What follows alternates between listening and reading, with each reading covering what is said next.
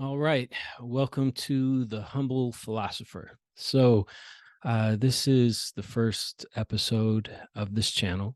My name is Donald Berry. And I created this channel just as a way to share my thoughts. So, this is just a personal project, but I hope that what I'm sharing could be useful.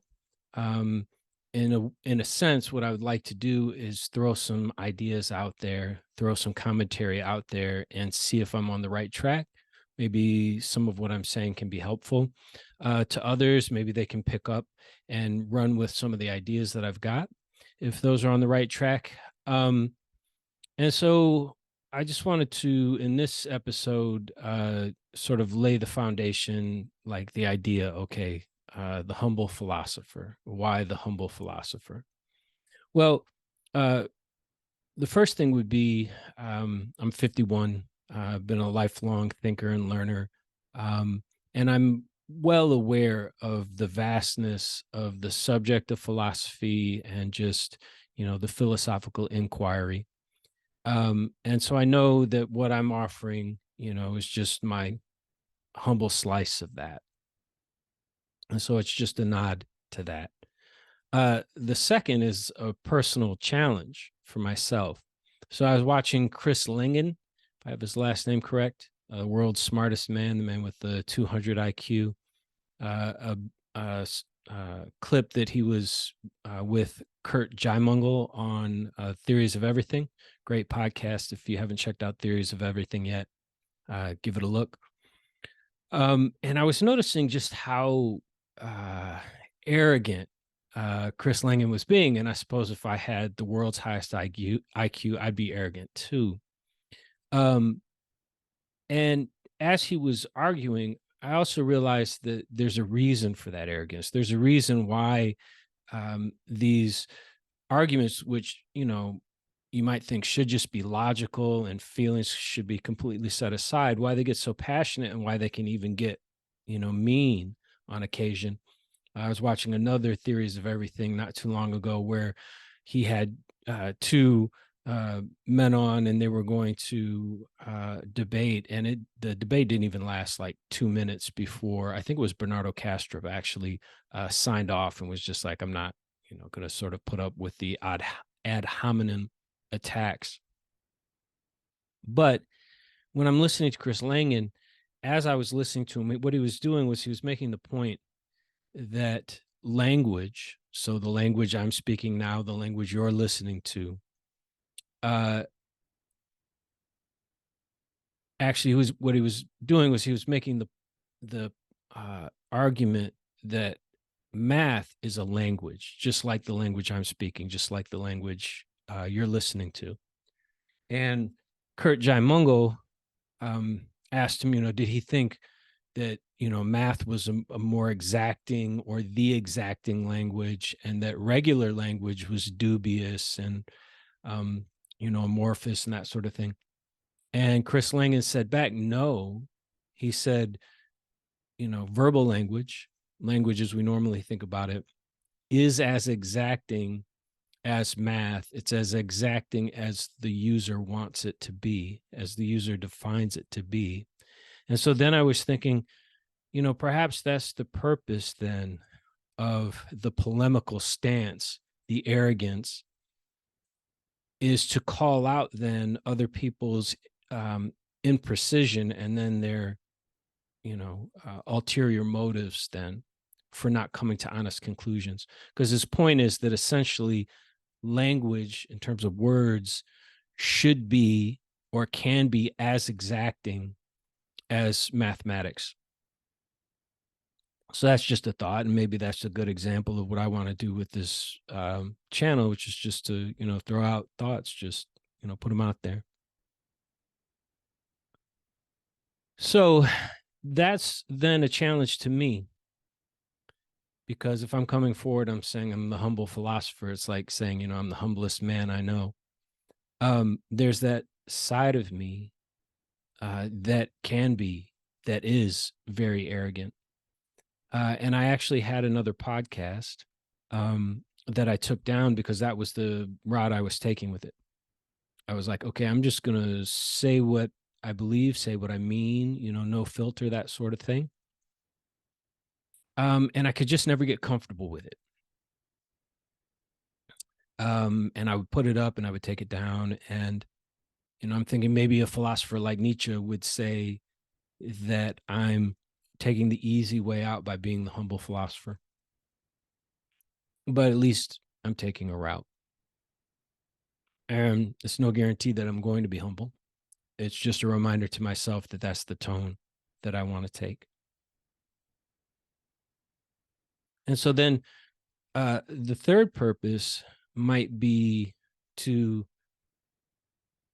challenge others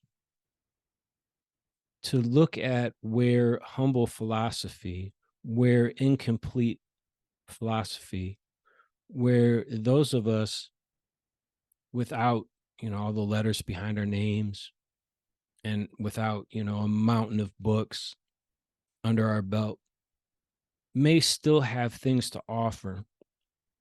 And how, if any of these things are going to, really impact life in a meaningful way, it's not that they have to be dumbed down, though you could say it needs to be dumbed down, but we need to find a way that everybody can meet. So here, I'm just, throwing out ideas, and this will be an example of that. I've had since college this idea that I call the Inuit hunter threshold. Okay, what does that mean? Well, I was in an anthropology class and I was reading about this guy who did his PhD with the Inuits. And he made the point that any Inuit hunter had accumulated a PhD's worth of knowledge about their environment, about, animals and plants and weather and the whole thing. And I actually took that to mean that they carried with them not just, the 5 years it would take you to get your PhD or whatever it would take you, but the 5 years it would take you to get your PhD plus your master's plus your bachelor's all the way through high school, all the way back to learning to walk. And so what I mean by the Inuit hunter threshold is that each individual life has a threshold of information that it can contain. Now, individual containers can be bigger or smaller than other containers. And each person can do more or less with the size of their container, right? And we can spend our lives reading as much as we want, or we can veg out and, play the same video game over and over again. But there really is a constraint of an individual lifetime and how much information that can just pass into that vessel through the eyes, ears, the senses. And so, sort of the third purpose of the humble philosopher would be, what's just humble philosophy in general? What's this way? How can we come together? How much can an individual be expected to know? Because I have a real suspicion that even though, I mean, there are great academics and philosophers out there that have read a ton, sure. But having gone through, the college experience and having, been a lifelong reader and intellectual in my own right, I'm convinced that everybody is letting on, allowing people to assume that they've read more than they really have, just because the speed at which one can read and absorb information is so slow in comparison to everything that there is to be digested, that we're all, no matter how well read we are, no matter how high our IQ is, we're really all just, taking sips of the same ocean. And so I have ideas that I would like to share that I've accumulated over a lifetime. And yeah, I mean, privately, I believe like, hey, that idea right there and this idea over there, it's, maybe that's closer to the truth. But I have to be humble because I'm not coming to it with the same level of erudition, if I'm pronouncing that correctly, as say, like a Sam Harris or Bernardo Kastrup or Chris Langan. But I do feel like I've done my work and my research to my best of my ability, and I might have some things to say. And also, I think that people can, you can spend so much time in book learning that you can miss, other aspects of life that are important, right? Like the purpose of life isn't just to read books. The purpose of life is to live life, right? That's the purpose of philosophy, is its application to life.